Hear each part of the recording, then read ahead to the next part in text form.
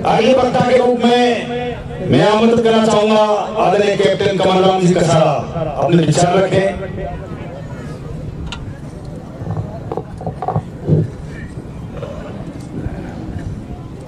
आज की इस मीणा महापंचायत के अध्यक्ष महोदय, मेरे अग्रज, पंच पटेलों, युवा साथियों, आप सभी का बहुत बहुत आभार, अभिनंदन।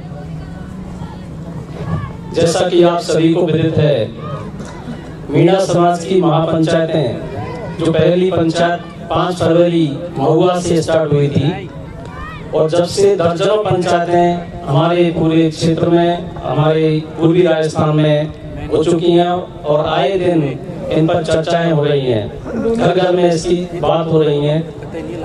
जो आज हमारी 84 की जो महापंचायत है, इसके जो मुख्य बिंदु जो 14 बिंदु हैं, उनमें से मैं 4 बिंदुओं पर ज्यादा फोकस करूंगा, क्योंकि और जो 12 बिंदु हैं वो हमारे अग्रणीय पंच पटेल सम्मानीय हैं, जो हमारी कमेटी है जो वो उस पर निर्धारण करके और उस पर अमल में लाएगी।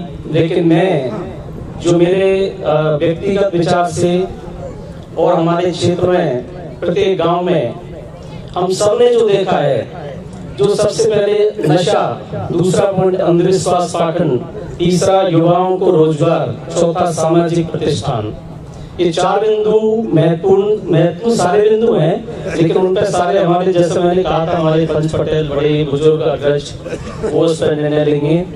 मैं तो नशे पे, अंधविश्वास, युवाओं को रोजगार, स्वरोजगार जिसका मतलब है, जैसा कि आप सबको पता है कि आज जो सरकारी नौकरी है वो कितनी कठिन हो गई है। उसका कारण है कि अगर जगह निकल रही है 10 वैकेंसी 100 है, 100 पे 10,000 एप्लीकेशंस आती हैं, तो वो असंभव है। सरकारी नौकरी सबके लिए असंभव है, तो उसके लिए सबसे आसान तरीका जो दिया है स्वरोजगार। जैसे हमारे एक्सीएन साहब ने भी इसको विस्तृत बताया था कि सभी हमारे युवा साथी हैं वो स्वरोजगार की ओर अग्रसर हों, कोई ना कोई अपना धंधा, बिजनेस, चाहे छोटा बड़ा कुछ भी हो, जिससे कि अपना रोजगार मिल सके, ऐसे स्वरोजगार की ओर अग्रसर हों।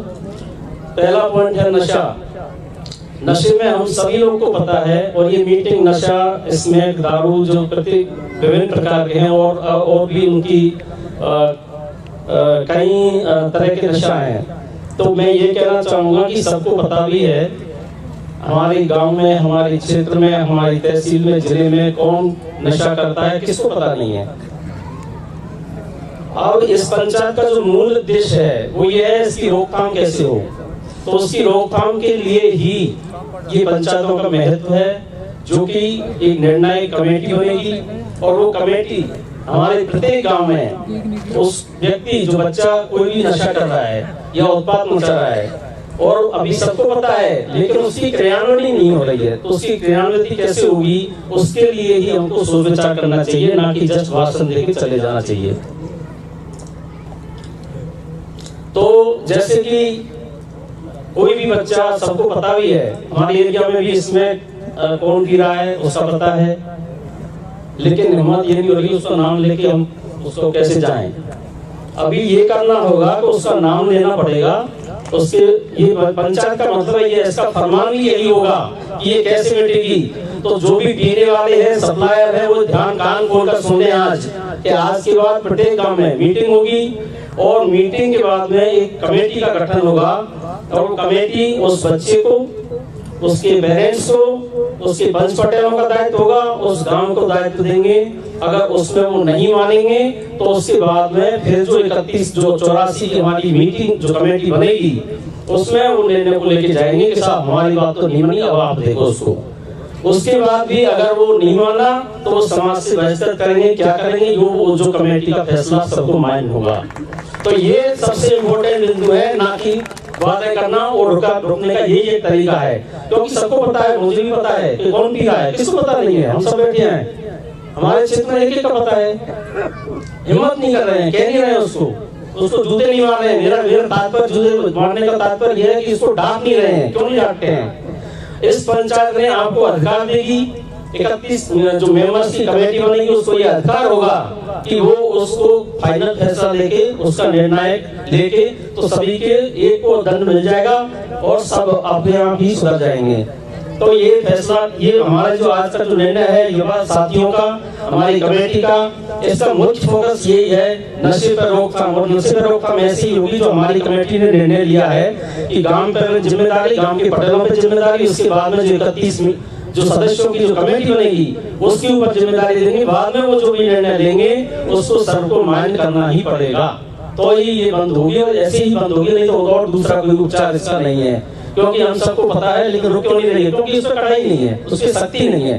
तो ये तो रही नशे की बात, तो इसमें हो गई। उसके बाद दारू है, दारू में पहले की पंचायतों में भी निर्णय हो चुका है और हमारी कमेटी ने भी ये निर्णय कर लिया है, वो बाद में बताएंगे कि जो सब्सिडाइज ठेके हैं, जो गांवों में जो अनधिकृत ठेका है शराब के, वो सारे बंद किए जाएंगे। और वो हर एक गांव की जिम्मेदारी होगी, हर एक गांव के पंच पटेलों की जिम्मेदारी होगी, जो नियुक्त होंगे यहाँ से, वो यहाँ पर आके फिर उसको सूचना देंगे। अगर फिर भी नहीं मानता है तो 31 आदमी की जो कमेटी है 84 की, वो उसको अमल में दिलाएगी, तो वो भी बंद होंगे। अगर वो बंद हो जाते हैं तो आधे अपराध, आदि समस्याएं हमारी अपने आप स्वतः ही खत्म हो जाएंगी। तो नशे पे दूसरा पॉइंट है अंधविश्वास पाखंड। ये जैसे अभी ये महानुभाव आए थे वक्ता, अभी उन्होंने बोला था, मैं धर्म के नाम पर या किसी समाज के नाम पर कोई किसी तरह की टिप्पणी नहीं करूंगा। विश्वास में जहां अंधापन है वो अंधविश्वास है। तो अंधविश्वास जो कहने का मतलब रूढ़िवादी तरीके से जो वास्तव में कुछ चीज गलत है, उनके ज्यादा व्यर्थ पैसा ना कर करके और अपने बच्चों पर, उनके खान पीन पर, उनकी शिक्षा पर, उन पर ज्यादा ध्यान दें, तो वो पैसों को हम उस तरह से डाइवर्ट कर सकते हैं। गांव में बहुत तरह के काम हैं, सामाजिक कार्य हैं, उनको हम करें, ना कि इस तरह के व्यर्थ प्रयोजनों में उनको व्यर्थ करें। चौथा पॉइंट है युवाओं को स्वरोजगार हेतु प्रेरित करना। तो सरकारी नौकरी, जैसा मैंने बताया, संभव नहीं है सबके लिए, असंभव है। तो असंभव है तो ऐसा कुछ नहीं है कि सरकारी नौकरी है तो ही हमारा जीवन है, तो ही हमारा जीवन है, ऐसा कुछ नहीं है। सरकारी नौकरी एक जीवन जीने का और सिर्फ अपनी गृहस्थी तक ही सीमित रहने का जरिया है, प्लीज।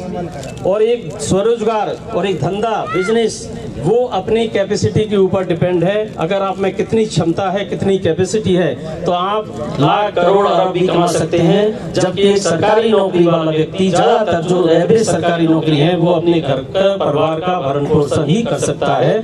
तो मैं आप सभी युवाओं से निवेदन करूंगा कि आप सरकारी नौकरी एक लिमिट तक आप उसकी कोशिश करें, लेकिन ये नहीं कि उसके ऊपर सारी जिंदगी आप बर्बाद कर दें। लेकिन सरकारी नौकरी नहीं लगी तो उसका आप स्वरोजगार के ऊपर ध्यान दें। चौथा है आपका सामाजिक प्रतिष्ठानों को प्राथमिकता।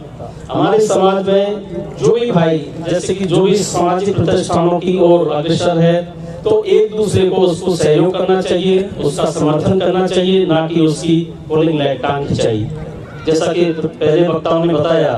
तो उसका ध्यान रखें। और ये और सब बातें जो हमारी हैं 14 पॉइंटों में, ये हमारे पंच पटेल बुजुर्ग अग्रज, उनको हमारी कमेटी के माध्यम से 84 के सभी बंधु तथा बाहर से पधारे हुए सभी पंच पटेल महानुभाव उन पर निर्णय करेंगे और सभी को अमल में लाना होगा। धन्यवाद। जोहार।